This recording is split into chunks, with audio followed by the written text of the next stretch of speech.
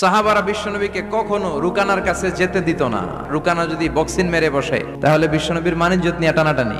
বিশ্বনবী একদিন ফজরের সালাত শেষে লুকিয়ে লুকিয়ে তিনি মক্কার সবচেয়ে বড় বক্সার রুকানার কাছে চলে গেল। যে বলল, রুকানা আসলিম তাসলাম, ইসলাম মানো শান্তিতে থাকবা, দুনিয়ায়ও থাকবা আখিরাতেও থাকবা। সুবহানাল্লাহ পড়েন। রুকানা বলে, না আব্দুল্লাহর বেটা মুহাম্মদ, আমি তো কালিমা পড়বো না, যদি বক্সিং খেলে আমারে হারায় দিতে পারো তাইলে কালিমা পড়ো। বিশ্বনবী বললেন, আমি তো বক্সিং খেলি না রে বাপ। রুকানা বলল, তাহলে আমিও কালিমা পড়ি না। বিশ্বনবী রাজি হলেন। অবশেষে ভাবলেন, আমি বক্সিং খেললে একজন যদি জাহান্নাম থেকে জান্নাতি হয়, বক্সিং খেললে সমস্যা কই। বিশ্বনবী রাজি হলেন। এবার বক্সিং খেলার পালা। রুকানা হাফ প্যান্ট পরে গায়ের মধ্যে জাইতুনের তেল মেখে এভাবে লাফাচ্ছে, পজিশন নেয় মারার জন্য প্রতিপক্ষকে। বিশ্বনবী তার পজিশন নেয় না, বিশ্বনবী দাঁড়িয়ে আছে। রুকানা বলল, মোহাম্মদ আমি লাফাচ্ছি, তুমি লাফাও না কেন? বিশ্বনবী বললেন, না আমি লাফাই না, কারণ আমি সেলাইবিহীন লুঙ্গি পরি। সেলাই ছাড়া লুঙ্গি পরে যদি কেউ লাফায়, বাতাসে সতর খুলে যাওয়ার সম্ভাবনা আছে না নাই? কি লাজুক নবী ছিলেন, কেউ বিশ্বনবীর লজ্জাস্থান